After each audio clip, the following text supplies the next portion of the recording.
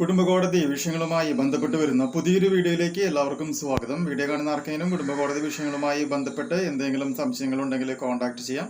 WhatsApp number +91 79 94 97 14 19. ഒരു വട്ടം വിളിക്കാനുള്ള കൺസൾട്ടേഷൻ ഫീസ് 500 രൂപ ഗൂഗിൾ പേ ചെയ്യാം. ഇന്നത്തെ വീഡിയോയിൽ നമ്മൾ ഡിസ്കസ് ചെയ്യാനായിട്ട് പോകുന്നത് സ്ത്രീധന പീഡന കേസുമായി ബന്ധപ്പെട്ടുകൊണ്ടുള്ള ഹൈക്കോടതിയുടെ ഒരു നിരീക്ഷണമാണ്. അതായത് കോടതികളുടെ അധികാര പരിധി വിശാലമാണ് എന്നാണ് ഹൈക്കോടതി പറഞ്ഞിട്ടുള്ളത്. പോയിന്റ്സിലേക്ക് നമുക്ക് പോവാം. അതായത് സ്ത്രീധന പീഡന കേസുകളിൽ സ്ത്രീധന കൈമാറ്റം നടന്ന സ്ഥലത്തെ മജിസ്ട്രേറ്റ് കോടതിക്ക് മാത്രമല്ല, പരാതിക്കാർ അഭയം തേടുകയോ താൽക്കാലികമായി താമസിക്കുകയോ ചെയ്യുന്ന സ്ഥലത്തെ കോടതികൾക്കും അന്വേഷണം വിചാരണ നടപടികൾക്ക് അധികാരമുണ്ടെന്നാണ് ഹൈക്കോടതി പറയുന്നത്. ഭർത്ത വീട്ടിൽ നിക്കക്കളിയില്ലാതെ ഒരു സ്ത്രീ അഭയം തേടുന്ന സ്ഥലത്തെ കോടതികൾ ഗാർഹിക പീഡന കേസുകൾ പരിഗണിക്കാമെന്ന സുപ്രീം കോടതി രൂപാലി കേസിൽ പറഞ്ഞത് സ്ത്രീധന പീഡന കേസുകളിലും ബാധകമാകും. രണ്ട് നിയമങ്ങളും സ്ത്രീകളുടെ സംരക്ഷണം ലക്ഷ്യമിട്ടിട്ടുള്ളതാണെന്നാണ് കോടതി പറയുന്നത്. ഇപ്പോൾ തിരുവല്ല സ്വദേശിയായ യുവതി നൽകിയ ഹർജി അനുവദിച്ചാണ്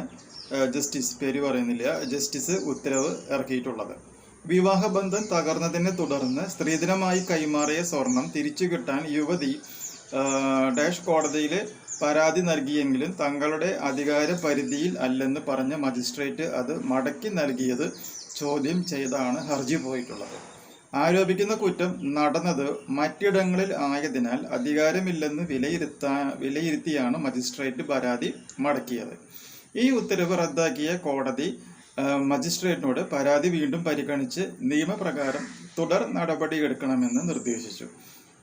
ഇതാണ് ഇതിൻ്റെ ഒരു പോയിന്റ് എന്ന് പറയുന്നത്. അപ്പം നിങ്ങൾക്ക് ഒരു അപകടം സംഭവിച്ചിട്ട് എവിടെയാണോ അഭയം തേടുന്നത് ആ ഭാഗത്തുള്ള കോടതിയിലും എന്ത് ചെയ്യാനായിട്ട് പറ്റും? ഈ സ്ത്രീധന പീഡന പ്രകാരമുള്ള കേസുകൾ നമുക്ക് രജിസ്റ്റർ ചെയ്യുവാനായിട്ട് സാധിക്കും. എന്ന് പറയുകയാണെങ്കിൽ കല്യാണം കഴിഞ്ഞ സ്ഥലം ആവണമെന്നില്ല, ഭർത്താവിൻ്റെ വീടിൻ്റെ പരിധിയിലുള്ള കോടതി ആവണമെന്നില്ല, ഭാര്യ താമസിക്കുന്ന കോടതിയുടെ പരിധി ആവണമെന്നില്ല. എവിടെയാണോ അഭയം തേടുന്നത് അവിടെ വെച്ചുകൊണ്ട് നമുക്ക് എന്ത് ചെയ്യാനായിട്ട് പറ്റും? കേസ് രജിസ്റ്റർ ചെയ്യുവാനായിട്ട് സാധിക്കും എന്നാണ് നമ്മുടെ സുപ്രീം കോടതിയുടെ നിയമത്തിന്, ഒരു റൂളിനെ അല്ലെങ്കിൽ ഒരു കേസിനെ ആസ്പദമാക്കിക്കൊണ്ട്, അതായത് രൂപാലി എന്ന് പറയുന്ന കേസിനെ ആസ്പദമാക്കിക്കൊണ്ട് ഹൈക്കോടതി ഈ ഉത്തരവ് ഇറക്കിയിട്ടുള്ളത്. സോ ഈ ഒരു ഇൻഫോർമേഷൻ നിങ്ങൾക്ക് യൂസ്ഫുൾ ആയിട്ടുണ്ടെങ്കിൽ തീർച്ചയായും നമ്മുടെ ചാനലൊക്കെ ഒന്ന് സബ്സ്ക്രൈബ് ചെയ്യുക, തൊട്ടടുത്ത് കാണുന്ന ബെൽ ബട്ടണും എനേബിൾ ചെയ്യുക. പുതിയൊരു വീഡിയോ ആയിട്ട് വീണ്ടും കാണാം. ബൈ.